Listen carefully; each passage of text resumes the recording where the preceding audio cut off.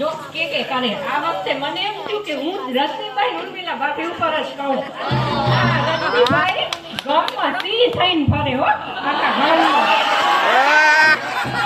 એટલે એના ભાઈબંધ મહેશભાઈ એમ થયું કે રજનીભાઈ તમે આખા ગામમાં સિંહ થઈને ફરોડા એટલે ઘરમાં તો તમે બકરી બનીને બેઠા.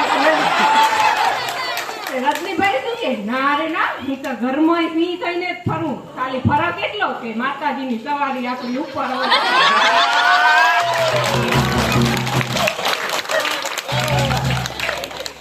આ વેદુ કિસાન નિયતિ જેવી રૂપાડી રૂપાડી ચોરી અહીંયાથી આમ નીકળ્યું હો. એટલે ગામમાં ચોરેતા બેઠા જ હોય પંચાયત જુવાનિયા. એટલે જુવાનિયાને મસ્કરી કરવાનું મન થયું. એટલે શું કે ઓહો આ પૂનમનો ચાંદ આજે ધરતી ઉપર. એટલે છોરીઓનો પત્તો ગયો. એટલે એ શું કે અમે એ જ વિચારી રહ્યા કે આ ઘુવડ રાતના બદલે દિવસે કેમ. પછી છોરી કે આ સેન્ડલ ખાવો હોય સેન્ડલ એમ. છોકરાઓ હોશિયાર હતા શું કે આજે અમારો ઉપવાસ છે.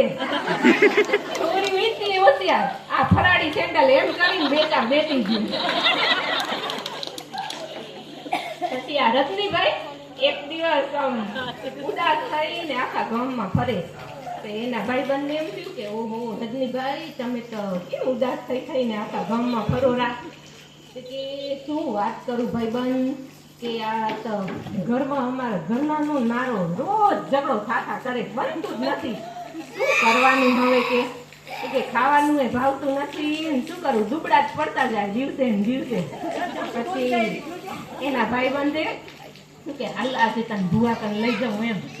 ભુવા તને કોક તો હખર રસ્તો બતાવશે તો તારું થોડું ફરફર થાય એમ. તે ભુવા કને લઈ ગયા.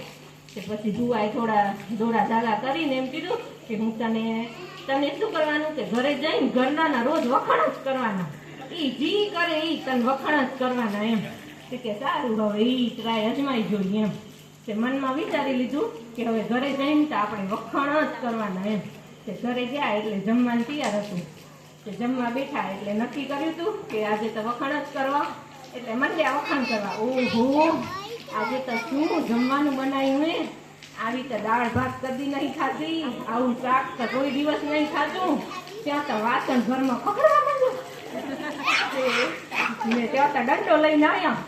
એ દે ધના ધન કે રોજ મોટેથી પતી જાય. આજે કેમ કે આજે લાકડી આવી ગઈ.